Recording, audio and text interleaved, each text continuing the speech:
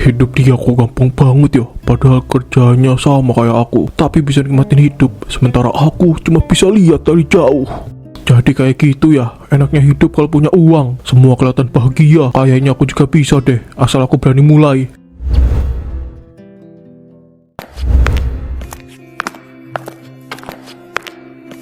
Pria itu nggak jauh beda usianya sama aku. Kalau dia bisa, kenapa aku enggak? Hidup tuh nggak melulu soal kerja keras. Kadang kita harus tampil, bikin orang lain lihat kita berharga.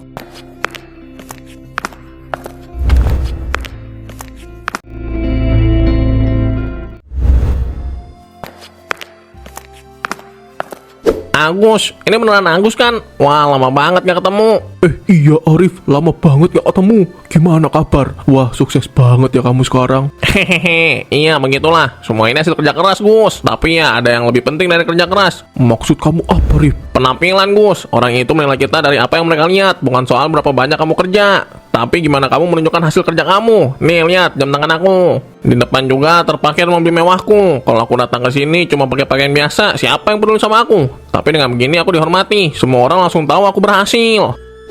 Iya, kamu benar juga. Aku selama ini cuma fokus kerja, gak pernah mikir soal penampilan. Mulai sekarang, coba ubah cara pandangmu, Gus. Kalau kamu mau dihormati, kamu harus kelihatan kayak orang yang layak dihormati. Orang itu dilihat dari luarnya dulu, baru dari dalamnya.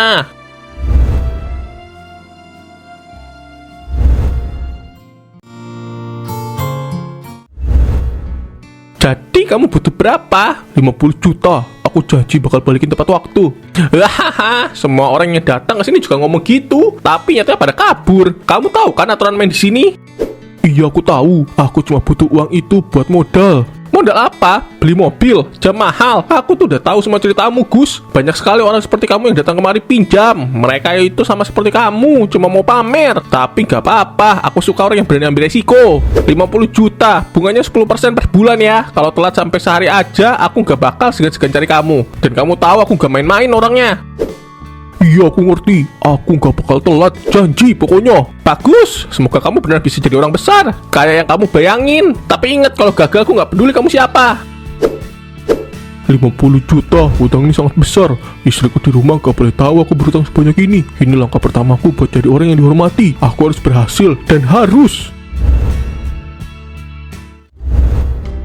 Dengan begini aku terlihat seperti orang sukses. Hohoho. Wah, Pak, jasnya cocok banget, Pak. Keren. Iya, Mbak, saya bilang ini aja. Hohoho, walau mobil seperti aku ini aku sewa, setidaknya aku sudah bisa terlihat kaya. Hohoho.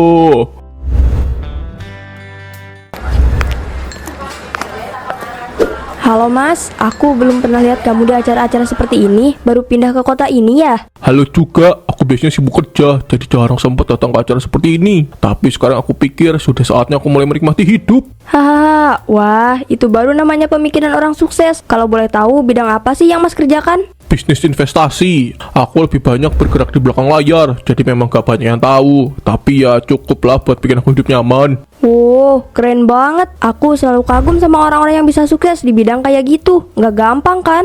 Nah, ini dia momen yang aku tunggu-tunggu. Akhirnya dia menganggapku berbeda. Semua usaha dan hutang ini mulai terasa sepadan. Jam tangannya emas, keren banget. Pasti mobilnya mobil sport ya? Wah, boleh dong aku naik? Hahaha.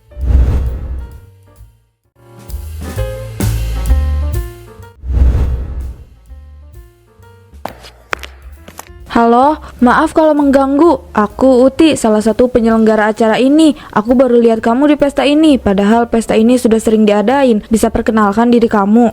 Halo Uti, aku Agus. Iya, aku memang baru datang ke acara seperti ini. Senang bisa kenal sama orang-orang hebat seperti kalian. Hahaha, oh begitu, menarik. Jadi kamu kerja di bidang apa, Gus? Aku selalu penasaran sama orang-orang yang kelihatan berbeda. Aku bergerak di bidang investasi, banyak fokus di proyek-proyek besar, jadi nggak terlalu sering kelihatan di acara-acara. Menarik. Tapi maaf kalau aku agak blak-blakan. Kamu gak terlihat seperti orang yang biasa main di proyek besar. Apa aku salah ya? Ya mungkin karena aku lebih suka low profile, tapi aku yakin penampilan itu cuma sebagian kecil dari kesuksesan. Yang penting itu hasilnya. Wanita ini terlalu banyak tanya, tapi aku nggak boleh kalah. Aku harus tetap terlihat tenang. Ini semua tentang kesan pertama.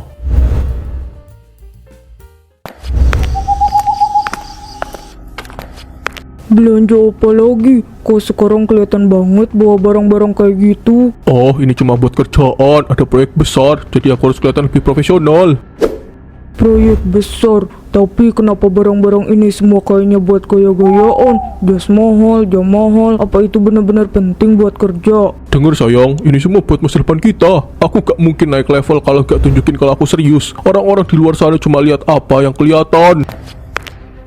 Masa depan kita, tapi kenapa aku nggak tahu apa-apa soal ini? Mas Agus, aku nggak suka kalau kamu mulai berubah jadi orang yang nggak aku kenal. Desi gak akan ngerti. Aku ngelakuin ini buat dia juga, buat keluarga kita. Tapi gimana aku bisa jelasin tanpa ngasih tahu semuanya? Desi, percayalah sama aku. Ini cuma sementara. Kalau semuanya berhasil, kita bakal hidup jauh lebih baik dari sekarang. Aku nggak tahu berapa lama aku bisa menyembunyiin semua ini. Tapi aku nggak punya pilihan. Aku harus terus maju, apapun yang terjadi.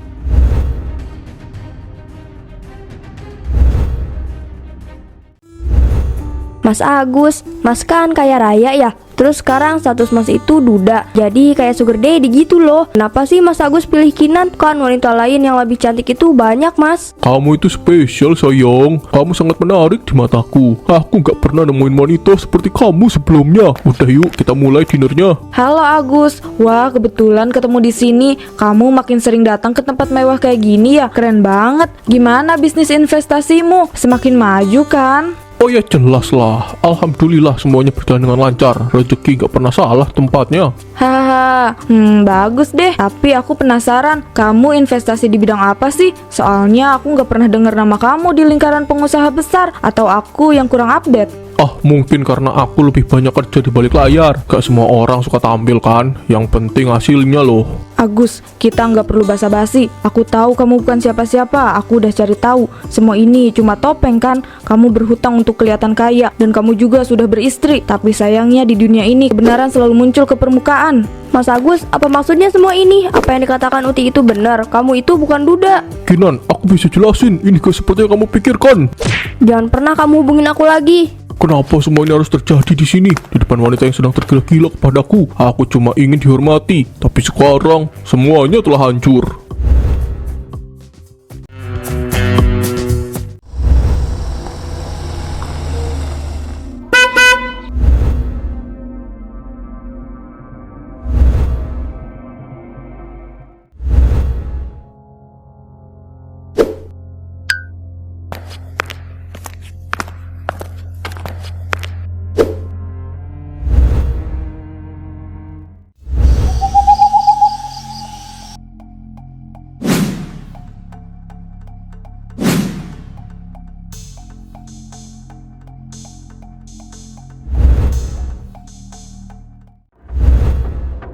Aduh, mereka datang. Apa yang harus aku lakuin sekarang? Ya Tuhan, tolong aku.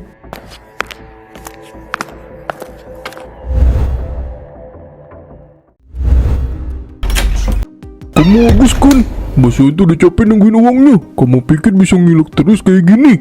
Iya, saya Agus. Tapi tolong kasih saya waktu. Saya lagi usaha keras buat bayar hutang itu. Saya pasti lunasi semuanya. Waktu kamu udah habis, cepat kamu bayar. Pak Bos sudah kasih kelonggaran lebih dari cukup. Tapi sekarang kesabaran dia sudah habis. Kalau malam ini nggak ada kabar, Bos bakal ambil jalur lain. Mas Agus, siapa mereka? Apa yang sebenarnya terjadi di sini? Oh, Mbak ini istri ya? Bagus. Jadi dia juga harus tahu suami kamu ini punya utang besar sama bos kami. Udah lama nggak dibayar. Bunganya udah makin besar. Kalau nggak dilunasin, ada harga yang harus dibayar. Hutang, Mas Agus. Apa maksudnya ini? Kamu ngapain sampai punya hutang kayak gini? Kok aku nggak tahu sih? Desi, tolong masuk dulu ya. Ini urusanku. Aku bakal selesaiin ini. Aku janji. Mas Agus, ini rumah kita. Kalau kamu bawa masalah ini ke sini, aku punya hak untuk tahu semuanya. Apa yang sebenarnya terjadi? Kamu denger ya, ini peringatan terakhir. Kamu punya waktu 3 hari. Kalau nggak ada kabar atau pembayaran, bos bakal kirim kami lagi. Tapi kali ini nggak cuma buat ngomong. Jangan salahin kami kalau ada sesuatu yang terjadi kepada kamu. 3 hari, Mas Agus. Kamu utang berapa? Kenapa kamu nggak bilang dari awal? Apa selama ini kamu bohong sama aku? aku. Desi, aku cuma pengen kita hidup lebih baik. Aku nggak mau kamu malu karena aku. Aku pikir ini cara yang tepat, tapi aku salah. Aku salah besar. Ingat 3 hari ya, kalau enggak kami bakal datang lagi. Dan kali ini kami nggak bakal pulang dengan tangan kosong. Kamu selalu bilang semuanya baik-baik aja mas. Tapi ini, apa kamu sadar kalau kamu bukan cuma bawa masalah buat diri sendiri, tapi juga buat kita semua? Aku cuma pengen satu hal Mas Agus, kejujuran. Tapi kamu bahkan gak bisa kasih itu. Sekarang aku cuma pengen tahu satu hal, apa kita masih aman? Apa orang-orang itu bakal nyakitin kita? Apa bakal nyakitin anak kita? Desi, aku janji, aku bakal selesaiin ini. Aku bakal cari cara buat lunasin semuanya. Aku nggak bakal biarin mereka nyentuh kamu atau anak-anak kita. Semua ini salahku. Aku cuma pengen hidup lebih baik, tapi sekarang aku malah bawa mereka ke masalah yang gak seharusnya ada. Aku harus perbaiki semuanya, bagaimanapun caranya. Jadi ini alasan kenapa kamu berubah semua barang-barang mahal itu dari hutang. Mas Agus, apa yang kamu pikirin? Desi, aku cuma pengen kita hidup lebih baik. Aku gak mau terus-terusan susah. Lebih baik? Kamu pikir hutang ke rentenir itu cara buat hidup lebih baik? Kamu gak sadar apa yang kamu lakuin ini bisa menghancurkan kita semua? Aku gak punya pilihan lain. Aku cuma pengen dihormati. Aku capek jadi orang yang gak pernah dipandang. Kamu pikir aku peduli soal itu? Aku cuma pengen kita hidup tenang, gak usah pusing soal gaya hidup orang lain. Tapi kamu malah bohong sama aku. Desi, aku minta maaf. Aku gak mau kehilangan kamu. Aku bakal benerin semuanya. Aku janji. Agus minta maaf. Agus janji gak sedih lagi. Janji? Kamu pikir aku bisa percaya sama janji kamu sekarang? Aku cuma pengen kamu sadar Mas Agus, kalau kamu terus kayak gini kita gak akan kemana-mana. Aku menghancurkan segalanya, tapi aku nggak boleh berhenti di sini. Aku harus cari cara buat memperbaiki semuanya, apapun resikonya.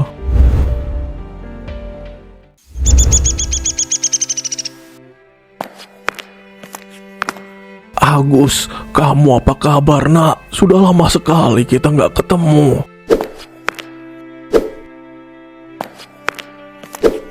Pak Darto, ya ampun, saya gak nyangka ketemu Bapak di sini. Bapak sudah lama pensiun jadi guru.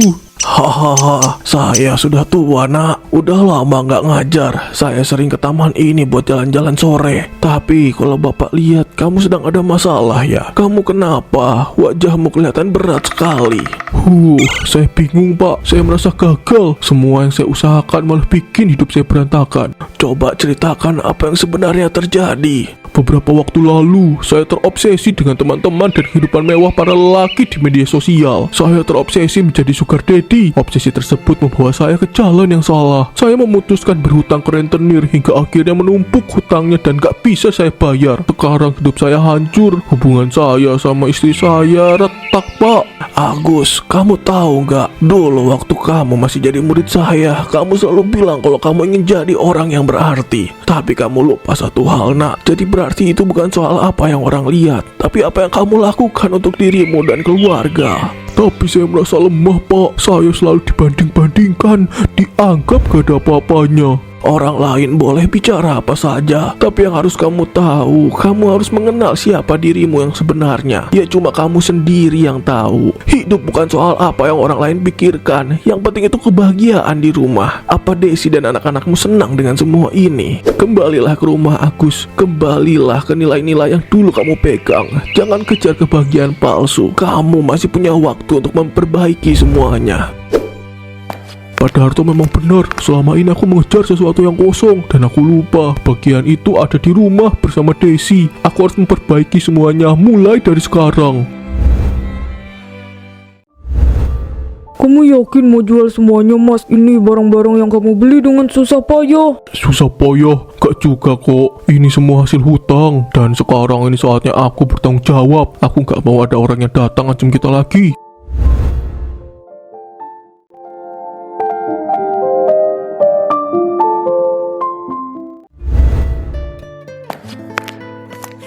Gimana? Udah cukup buat cicil semua hutang? Masih kurang sedikit, tapi aku yakin bulan depan bisa lunas semuanya. Kamu udah kerja keras banget Mas. Aku seneng lihat kamu berubah.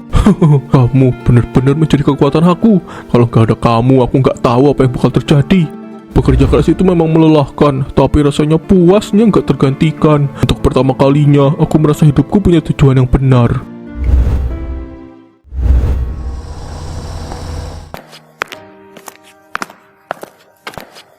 Pagi Gus, aku dengar kabar kalau kamu udah lunas hutang-hutangmu. Keren juga ya. Pagi Uti, iya alhamdulillah semuanya udah selesai. Aku sekarang hidup sederhana aja, gak ada lagi drama-dramaan. Kamu tahu Gus, aku dulu salah nilai kamu. Aku pikir kamu cuma ngejar gengsi, tapi sekarang aku lihat kamu punya sesuatu yang orang lain gak punya. Hal itu adalah ketulusan. Ini siapa Mas? Oh ini Uti, temen aku. Halo Mbak, saya kesini cuma mengucapin selamat aja ke Agus karena udah berhasil menyelesaikan masalah. Hehehe, alhamdulillah. Kamu tahu Mas, aku nggak pernah minta kamu jadi orang yang kaya. Aku cuma mau kita bahagia apa adanya. Dan aku janji Desi, aku gak akan ngelakuin kesalahan yang sama.